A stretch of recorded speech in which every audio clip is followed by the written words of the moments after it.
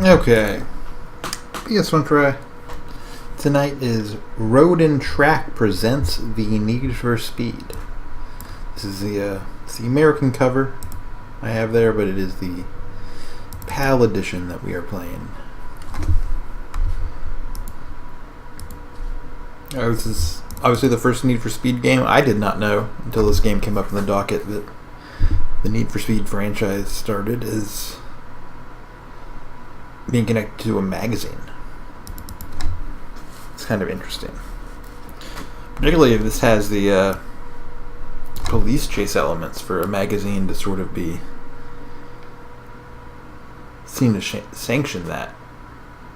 It'd be a little crazy, but I suppose it happened.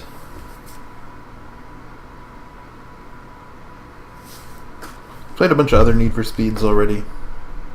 Never played this first one before.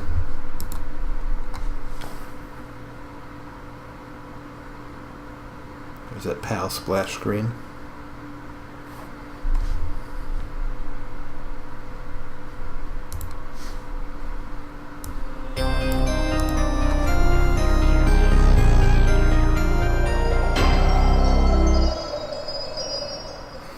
EA Canada. Shout out to Hugh Bear.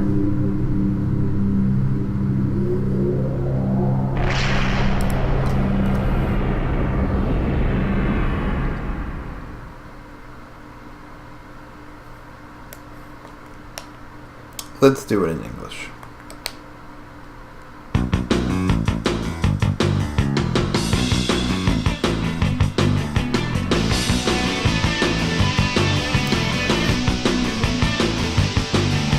Look at the cars go. Vroom vroom, motherfucker.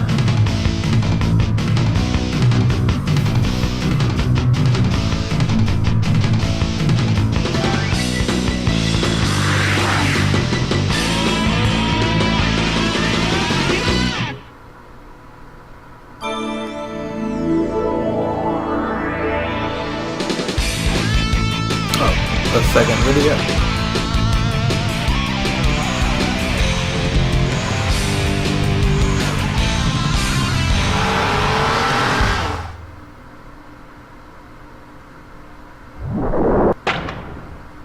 Ooh, wow.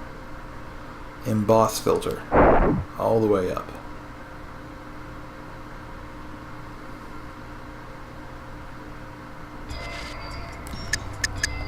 Alright, what are our options?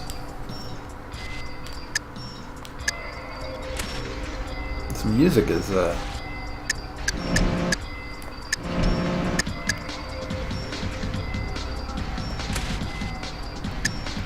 square to go back. Alright, shift down, shift up, change view, handbrake, brake, accelerate. Ooh, no. There we go.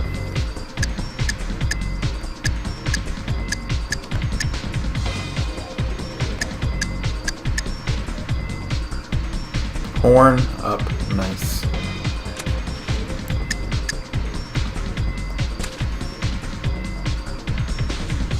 Do you feel the need? I think I do. The question is, do you guys feel it?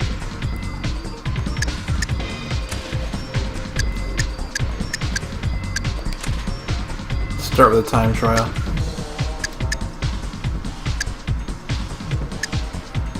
Get used to the driving.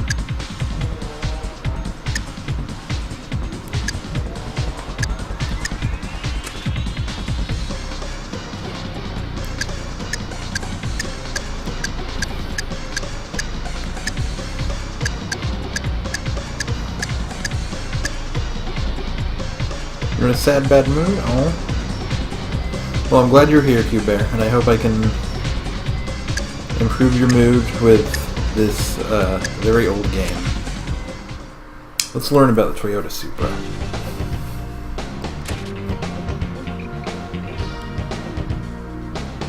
From its enormous front air intakes to the clusters of tiny taillights under a towering F-40 style wing, Toyota Supra is a powerful styling statement.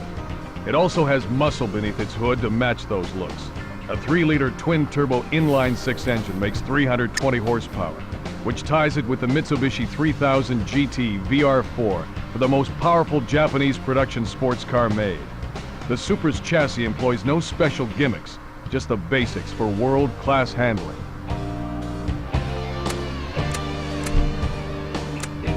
Yeah, look at that car.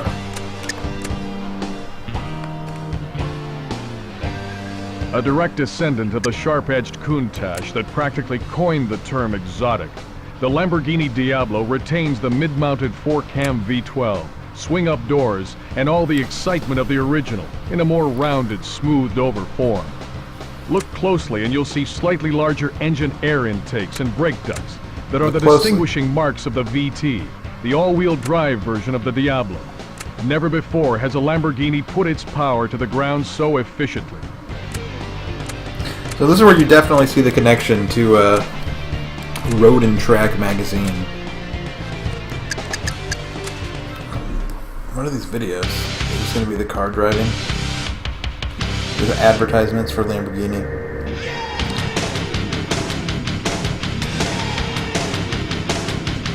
Yeah, watch it lose traction on water. Look how it hydroplanes.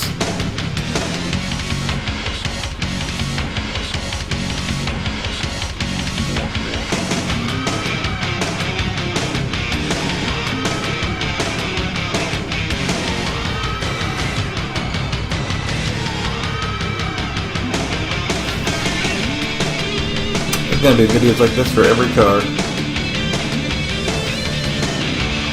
These aren't as entertaining as the Bowler bios, so I don't think we'll watch all of them. I wonder if it's the same song for all of them.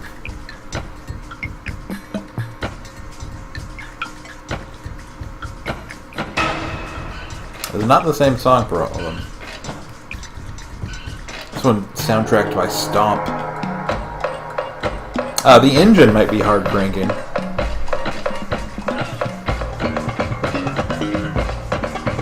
There was some hard cranking in the fishing game last night.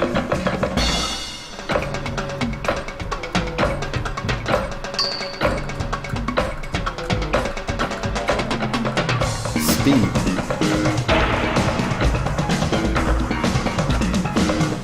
I love a good 1G skid pad.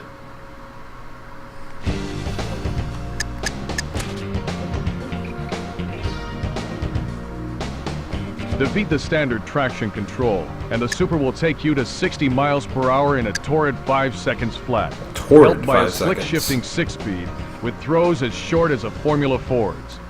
Tremendous grip and extremely predictable handling manners make it easy to extract the most from this chassis, putting it near the top of the group for overall handling and control. But be careful when exiting tight corners. The tail can and will come out under power. Yeah, well, baby. Let's drift.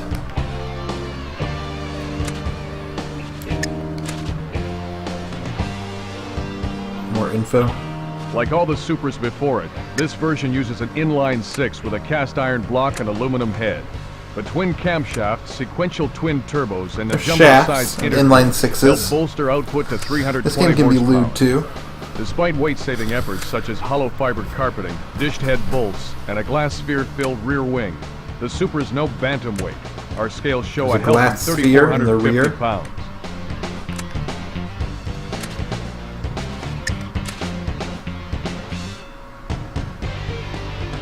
The origin of the Supra dates back to 1971, when Toyota introduced the Celica as an economical 4-cylinder sports coupe.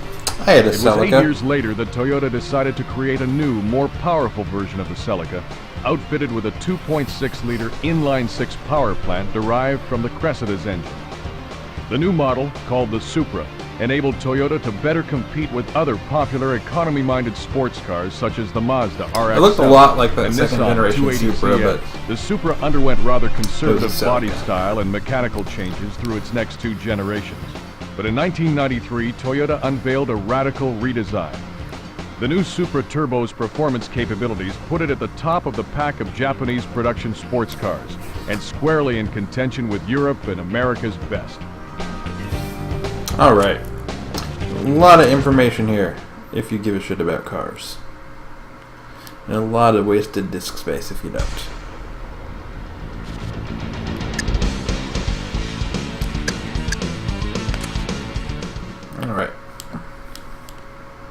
we learned the most about the Supra. We learned everything about the Supra. We could put one together now.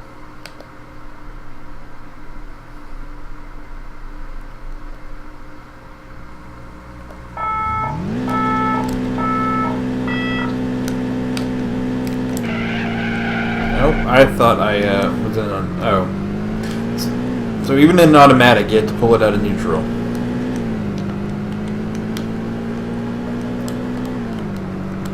It certainly feels like the first Need for Speed, graphically.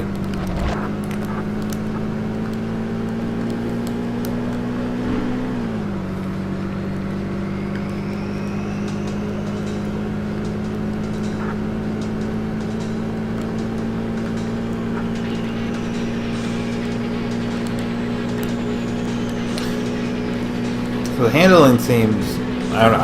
haven't had any actual curves yet.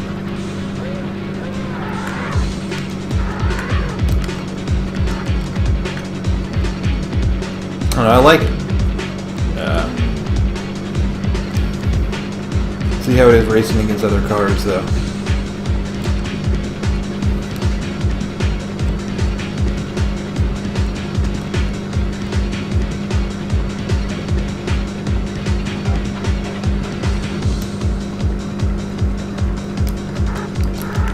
Oh, okay.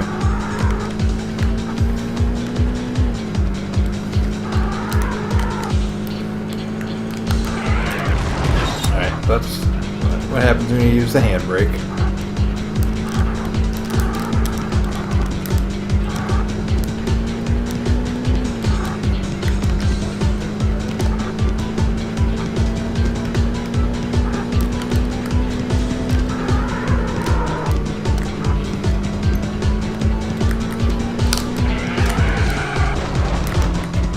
Almost. This is what we do with time trial. So we can learn what works, what doesn't, and maybe win a race.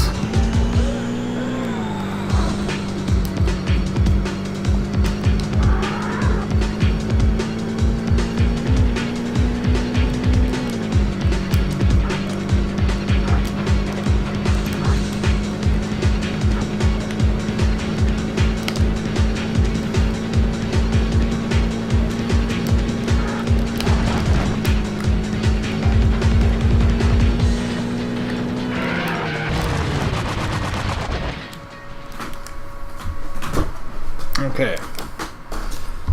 So that was a time trial.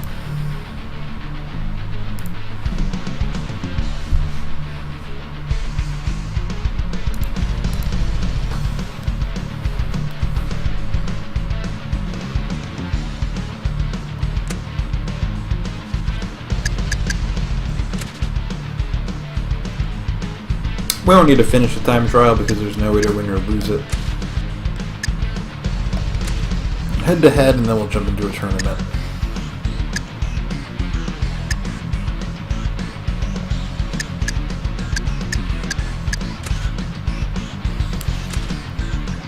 stay on the Supra. We'll race a Lamborghini. It's going to be a lot faster than us, I think. And we'll drive in some leaves.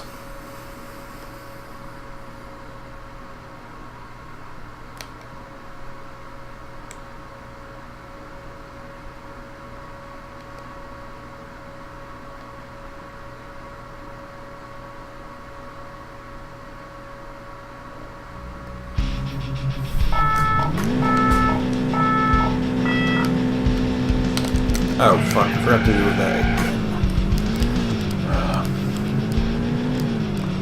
Alright, let's hope for some rubber banding.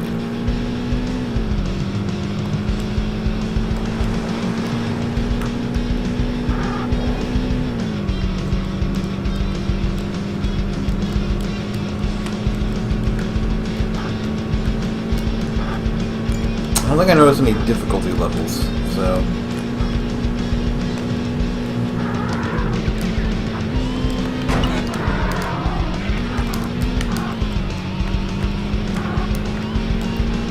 I camera zoomed out when I lost control there. Interesting.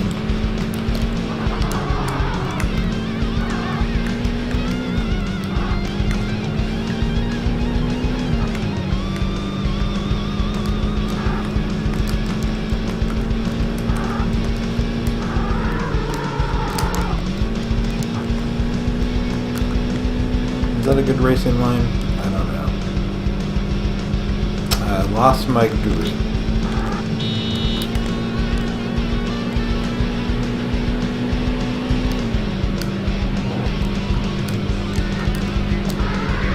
There, oh, coming back, flashing in and out.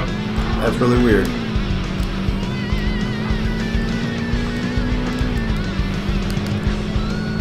Final lap.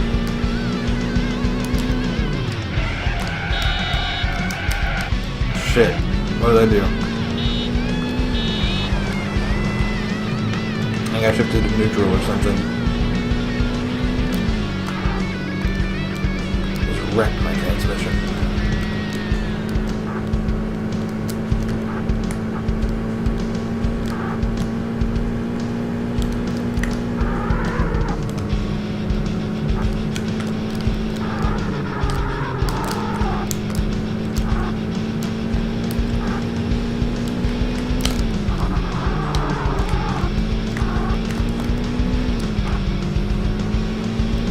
I'm not too far behind him, but I am behind him.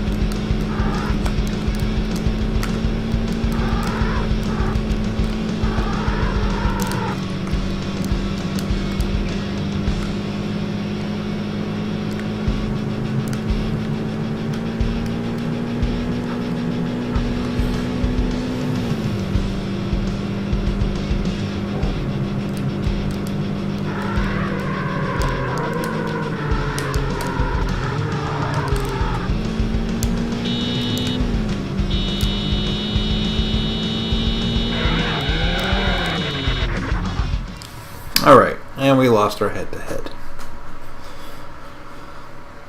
That's okay. Oh, really?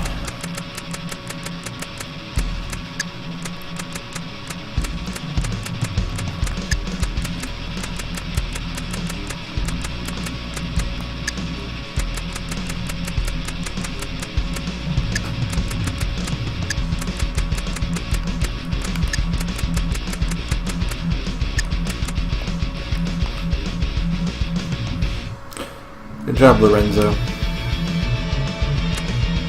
Congratulations. You've got a top 10 time for this track. Just barely.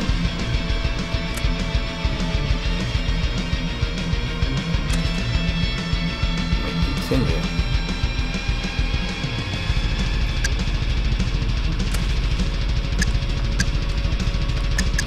Listen to that music.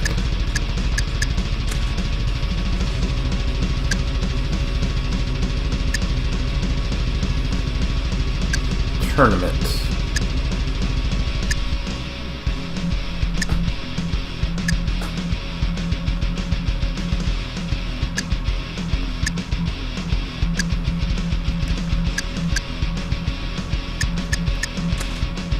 Let's go to the snow.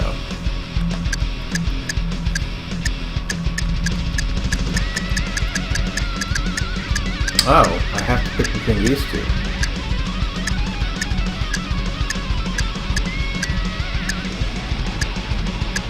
Oh, this one's faster.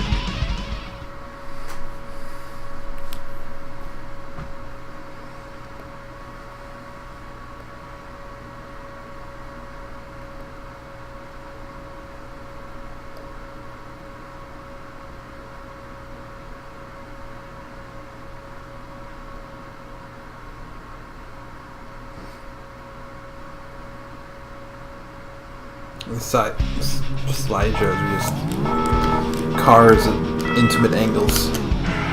Alright. I almost remembered that time.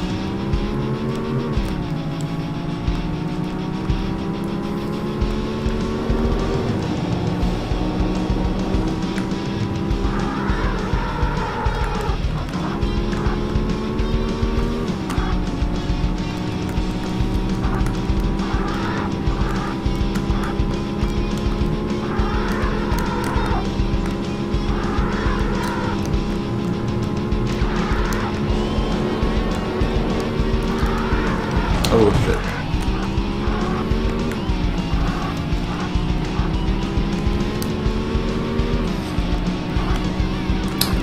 Without my GUI, it's harder and harder to see What kind of turns are coming up?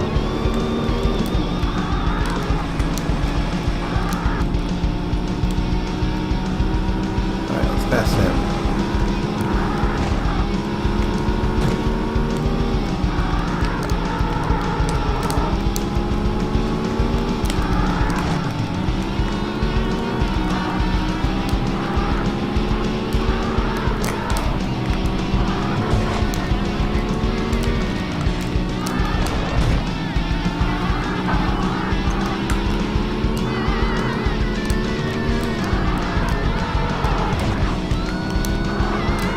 So 6 laps. We are in this for a minute.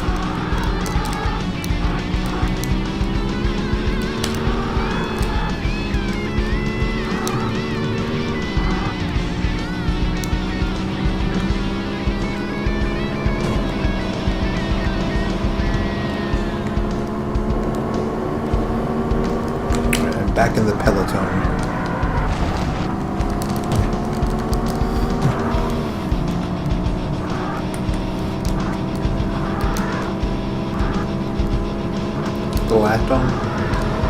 Peloton.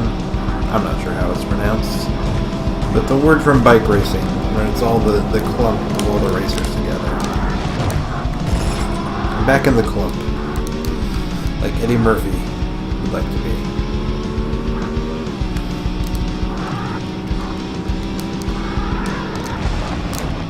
Oh god.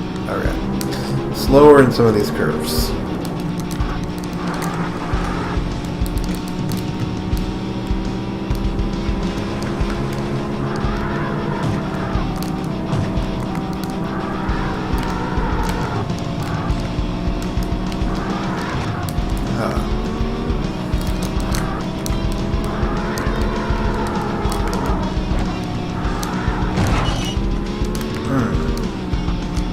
Come on, red car.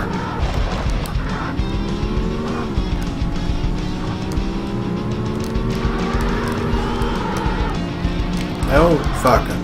No, the dark. That's what I get for playing at dawn.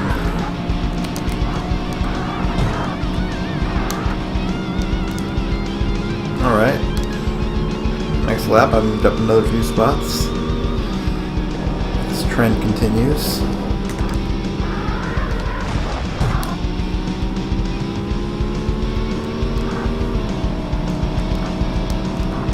This music shreds. It really does. In the last one there was like some blast beat drumming there.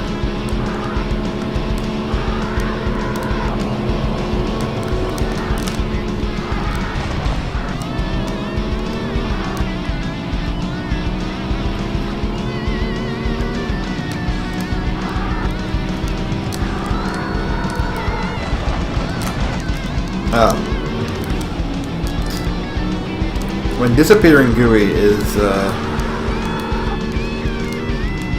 don't like it. I would prefer to always have it, so I feel less lost on the map.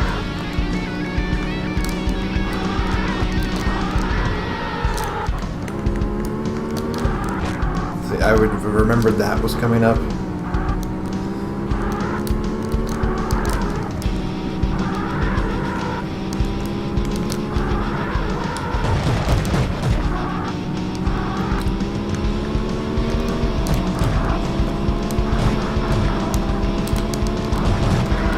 Use him as the wall.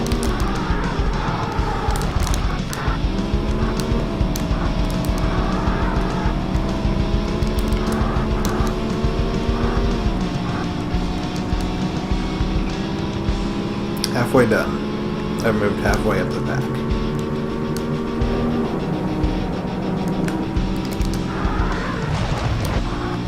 I still have not learned my lessons.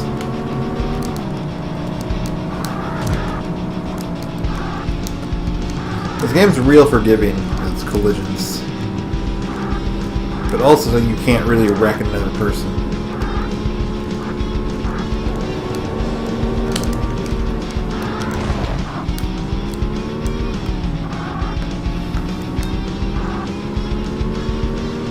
Also, no police, but I wonder if that is only in a single race or if that's not part of the series yet.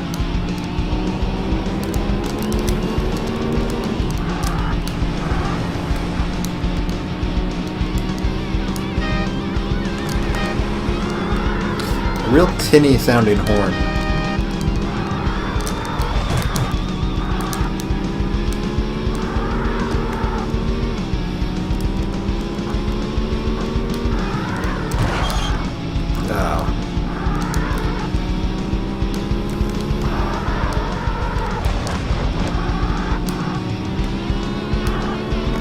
This is where I pass people. Passing forest.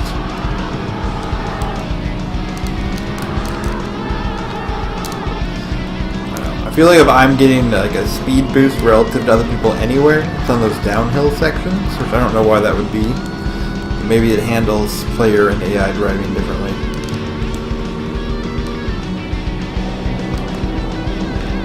Or maybe it's just rubber banding and it's confirmation bias as to that's where I notice it.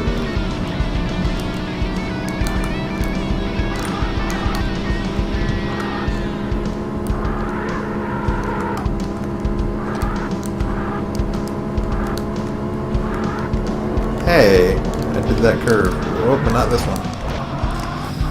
Fuck.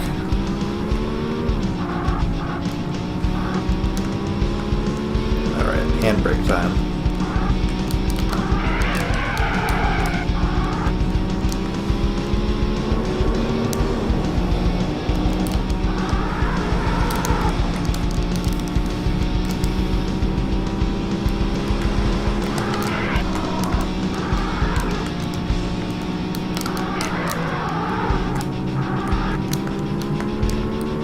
That's what I should have been doing.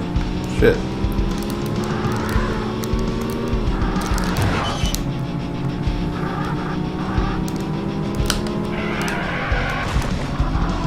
Almost.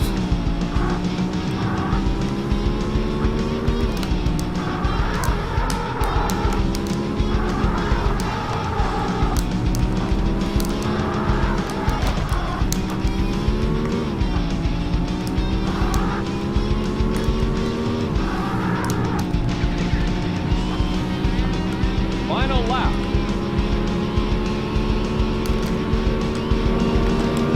Alright, let's get real.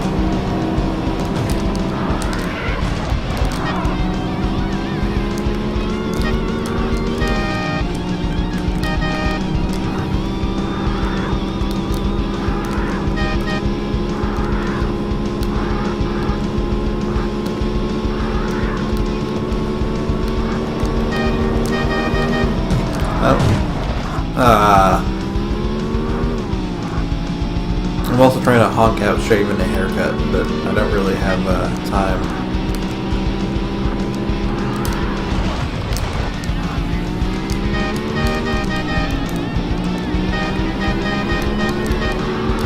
Damn it. That's not happening.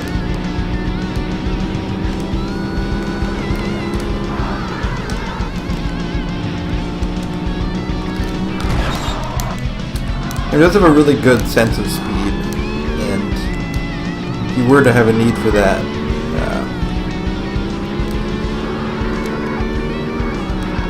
you'd be sated here.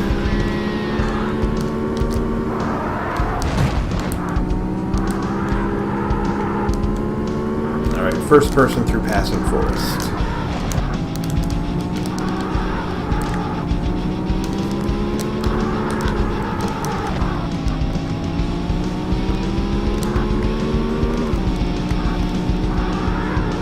You used to have a need for speed, Cole? I'm glad you beat it.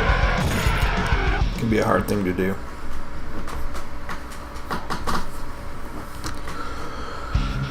Oh, really?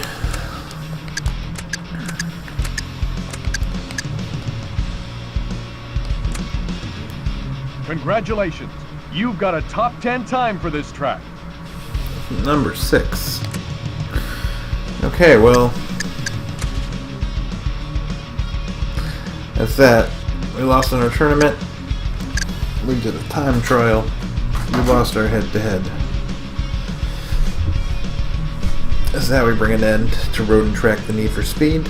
Of the 2 games left on our docket, one is a Japanese visual novel, which means it's being moved to the visual novel docket, which is its own thing. So there's one game left, It's War Games DEF CON 1 tomorrow, and then a new docket. So we march forward.